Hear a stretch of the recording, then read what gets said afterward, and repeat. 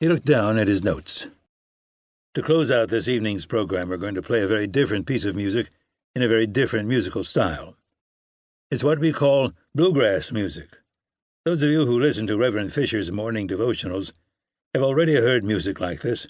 This particular piece features an instrument that wasn't invented for close to another 200 years called the banjo.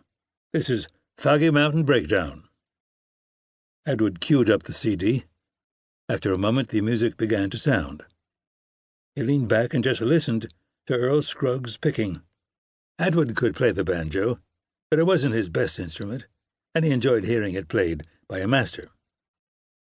All too soon the music was over, and he leaned forward again. That was Foggy Mountain Breakdown, and I hope you enjoyed it.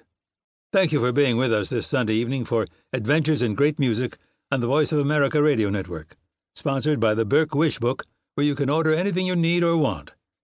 I look forward to joining you next Sunday evening. I'm Atwood Cochran, and good night.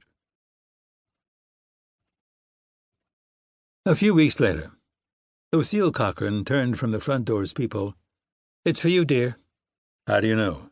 "Well, there's only one of him. He's a downtimer, and he's carrying something that looks like one of your old gig bags. He doesn't look like a lawyer, so I don't think he came to see the probate judge. That leaves you." Atwood levered himself from his recliner, muttering something about people coming around on Saturday evening, when a man should be able to enjoy some peace and quiet. He opened the door. "Yes?" "Herr Cochran?" The man on the doorstep was short, dark-haired, dressed in reasonably fine but not new clothing, including a large hat with a bedraggled feather. And he did have what looked for all the world like one of Atwood's old soft-sided guitar gig bags on his back. Atwood guessed it had a lute in it. The man appeared to be in his 40s, and by his accent, he was not from the Germanies. "That's me. I'm Giovan Battista Veraldi. I was in Magdeburg when I heard your radio program with the music of the banjo." He pronounced the last word with care, as if he wasn't sure how it should sound. "Come in, Signor Veraldi." Atwood opened the door wider. The Italian beamed at the uptimer's recognition and stepped through the door. Lucille appeared in the door to the kitchen, wiping her hands on a dish towel. "Dear, this is Signor Giovan Battista Veraldi. Did I get that right?" The still beaming Italian swept his hat from his head and made a very courtly bow to Lucille. "Signor Veraldi, this is my wife, Lucille. I am very pleased to meet you, Frau Cochran." "So I guess you would like to know more about the banjo." Atwood's curiosity was piqued. "Yes, please." Veraldi's smile widened. "Come with me, then." Atwood led the way through the kitchen and opened the door into what used to be the garage. Veraldi sniffed in appreciation as he passed by the stew simmering on the stove. Atwood followed his guest down the step into a studio. The late afternoon light flooded through the windows at the end of the room. There were posters of famous guitars and famous guitarists on the walls.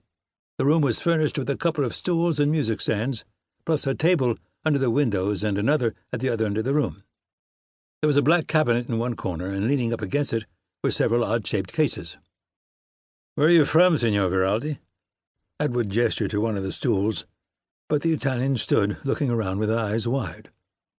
After a moment he started and replied, "As you guessed, I am from Italy originally, but I was a lieutenant at the Swedish court for a number of years.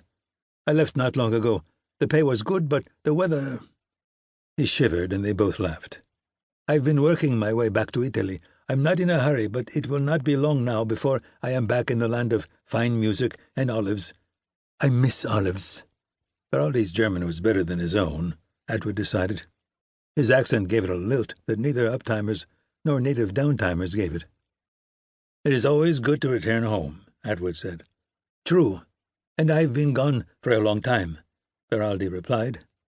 His eyes had by now gravitated to the open case lying on one of the tables. "Such a large vihuela I have never seen," he breathed. "Vihuela?" Atwood asked. "Do you know guitarra or gitarren?" Veraldi replied without looking around. "Oh, guitar. Sure, it's a classical guitar." Veraldi caressed the guitar with his eyes, then turned to Atwood. "May I?" Atwood gestured in reply. Veraldi set the instrument bag he was carrying down on the table and picked up the guitar. He held it up to the light and peered at it closely, and ran his hand all over the body. At last he plucked a string